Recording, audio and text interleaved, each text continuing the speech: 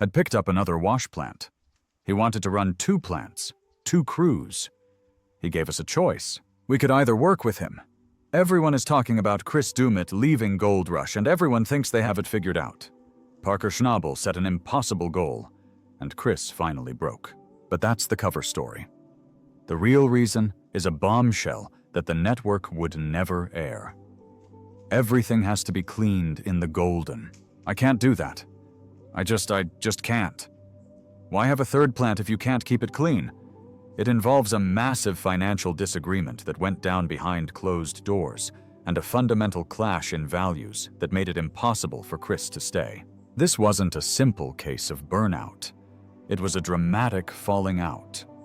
The quiet, reliable foreman was pushed into a corner, and his departure was an act of defiance. Parker's impossible demand. The Klondike has a way of breaking even the strongest people. For Chris Dumit, a man who had become the very definition of reliable on Gold Rush, Season 15 was a perfect storm. It wasn't just another season. It was an all-out assault on reality, driven by Parker Schnabel's most audacious goal yet. Hell of a week. Brennan's really been doing great with that little plant. This week, it gives us a 487-ounce. Parker didn't just want to mine gold. He wanted to mine an amount so huge it sounded like a typo. 10,000 ounces. That's over 600 pounds of pure gold, worth nearly $20 million. To hit a number that big, you can't just work hard. You have to do the impossible. And the weight of that impossibility landed squarely on Chris Dumit's shoulders. It's funny when you think about it. In a world of giant machines and massive earth-moving operations, the whole enterprise hinges on the tiny, glittering specks recovered at the very end. That final step was Chris's domain, the gold room. Normally, managing the cleanup from 1 or even 2 wash plants is a demanding, meticulous job. An error there could cost thousands, even hundreds of thousands of dollars. But for this season, Parker wasn't running 1 or 2 plants. He decided to run 3 wash plants at the same time. There was Big Red, the reliable workhorse. There was Rock Monster, a beast in its own right. And then there was Slucifer, the massive main plant. 3 streams of gold-rich concentrates, all flowing into one man's hands. The workload went from hard to just plain brutal. This is the first time that we've tried to run 3 plants at once, and really the success of the season depends on us being able to do it, and keep 3 running. Imagine finishing a 12-hour shift, your body aching, only to realize you have to clean out the sluice boxes from not 1, but 3 massive machines. It's not just rinsing out some dirt. It's a painstaking process to make sure not a single flake of gold gets lost. For Chris, who isn't a young man anymore, this non-stop grind was more than just a job. It was a physical ordeal. He was the guy who never complained, the one who just got the work done. But this season, you could see the cracks forming. He was drowning. The pressure was so intense that for the first time in his long career with Parker, he had to speak up. It was either that or collapse. Something had to give. The crew was stretched so thin that pulling someone off a dozer or a rock truck to help in the gold room was out of the question. Every person was essential to feeding the 3 hungry wash plants. This left Chris in a tough spot. He finally threw out a name: Tatiana Costa. She was one of the best equipment operators on the team, but she had 0 experience in the delicate art of gold recovery. It was a desperate move. Tatiana, maybe. She's like one of our top operators. Yeah. Mitch and Tyson are not going to be happy if Tatiana comes out of the field. Proposing to take a top operator out of the field was a huge ask, one that Parker's other foremen, Mitch and Tyson, were not going to like. But the alternative was watching Chris walk away for good. Parker, for all his relentless drive, knew he couldn't lose Chris. The decision was made. Tatiana would be trained, and Chris would finally get some help. But you have to wonder, was it already too little? Too late? The damage was done. The message was clear. Parker's ambition for 10,000 ounces was more important than the well-being of his most loyal man, more than a miner. To really get why Chris Dumit's departure is such a massive deal, you have to understand who he is. He wasn't just another guy on the crew. He was the secret ingredient to Parker's incredible success. Everything has to be cleaned in the gold mine. I can't do that. I just can't. Why have a third planet if you can't keep it clean? Here's the crazy part. Chris Dumit wasn't even a gold miner to begin with. He stumbled into this world on his own, almost by accident. He started out as a carpenter, hired to build cabins for Todd Hoffman's original crew back in the early seasons. He was just a guy with a hammer and a saw, but one thing led to another. And soon enough, he found himself knee-deep in the mud in the madness of gold mining. And it turned out he had a knack for it, a real one. When he eventually made the switch over to Parker's team in Season 4, that's when everything clicked into place. Parker was the young, fiery prodigy with the big ideas, but Chris was the steady hand. The voice of experience that turned those wild ambitions into actual, weighable gold. His meticulous work in the gold room helped Parker smash records year after year. Without Chris ensuring that every possible ounce was recovered, Parker's legendary gold total simply wouldn't exist. He wasn't just cleaning gold.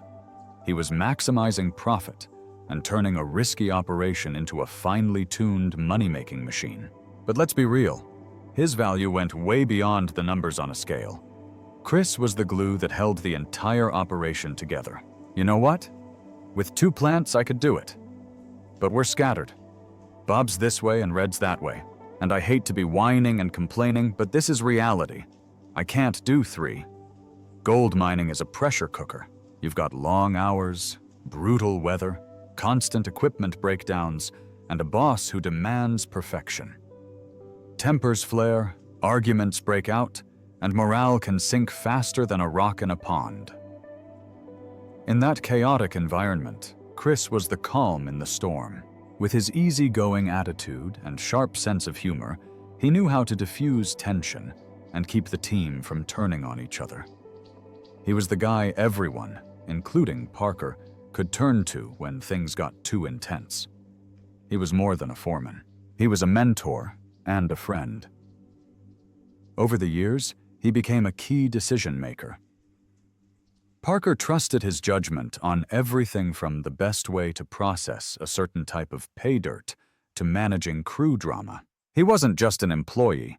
He was a foundational piece of the entire empire.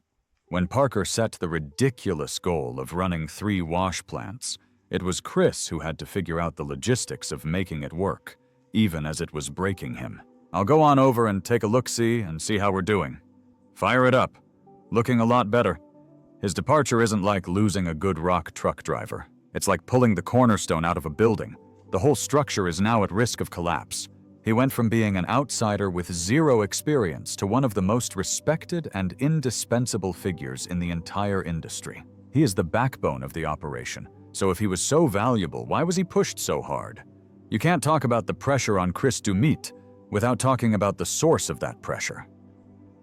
Parker Schnabel himself. Parker isn't just a gold miner. He's a phenomenon. Born in the mid-90s in the tiny town of Haines, Alaska, he was practically raised in a gold mine. His grandfather, the legendary John Schnabel, ran the Big Nugget mine. And while other kids were playing video games, Parker was learning to operate bulldozers and excavators. You find anything? What do you think, Grandpa? Oh my, ooh, that is beautiful. Here's another one. Isn't that awesome? I won't be able to sleep. By the time he was old enough to drive a car, he was already an old pro with heavy machinery. He briefly considered going to college to study geology. But let's be honest, a classroom could never contain his ambition. Instead of taking out student loans, he took his life savings and poured it into his own mining operation. At just 16 years old, he took over the family mine. Imagine being a teenager and telling grown men twice your age what to do. But he wasn't just a bossy kid.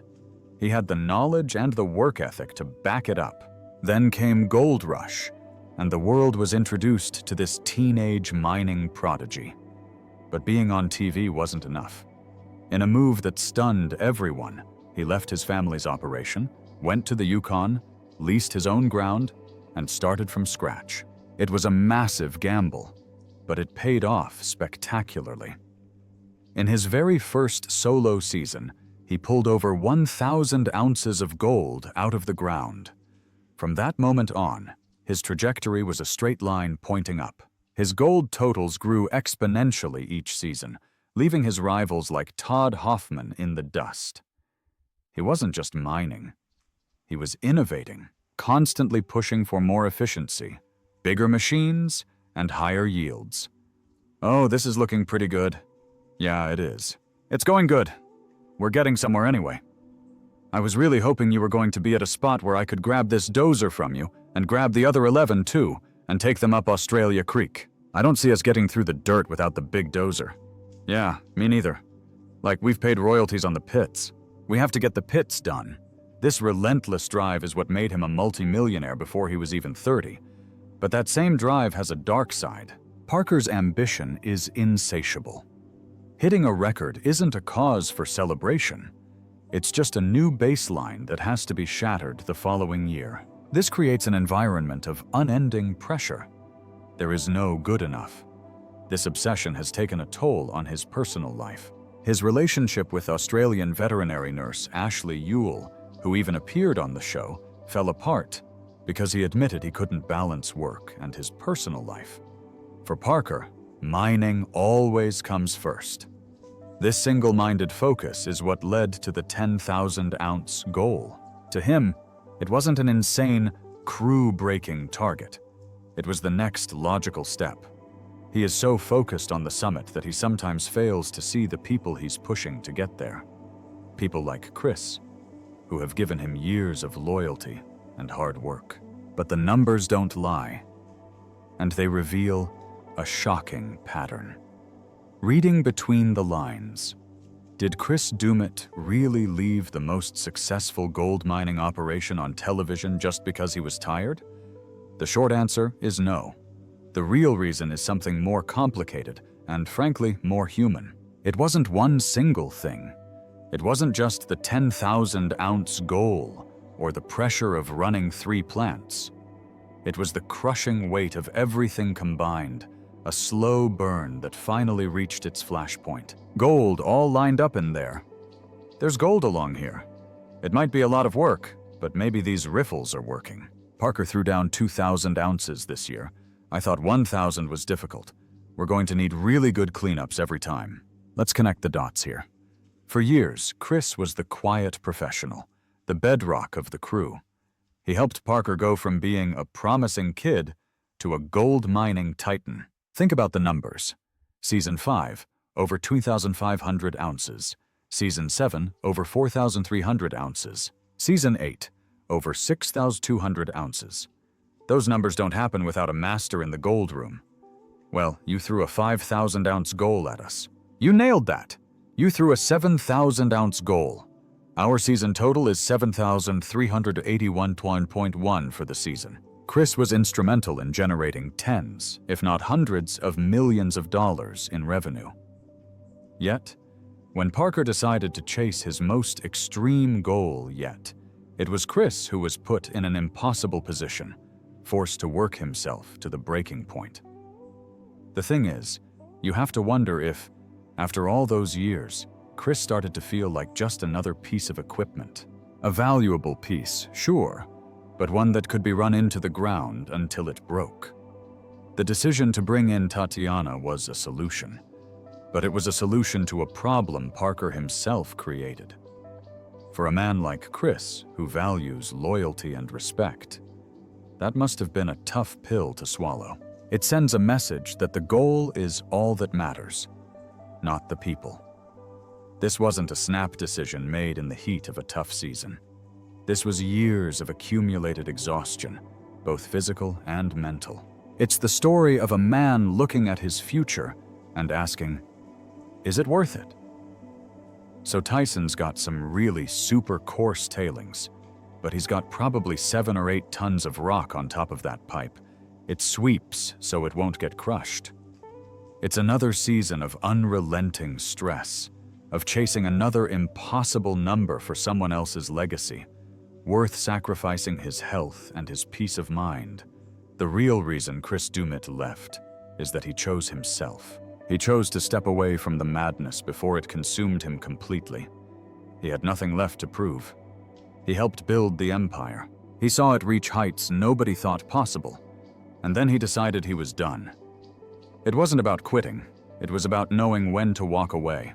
It's a decision most of us can understand, choosing a quiet life over a chaotic one, even if it means leaving a mountain of gold behind. Was Chris Dumit a victim of Parker's ambition? Or did he simply cash in his chips at the right time? Let us know your thoughts below, and don't forget to like and subscribe.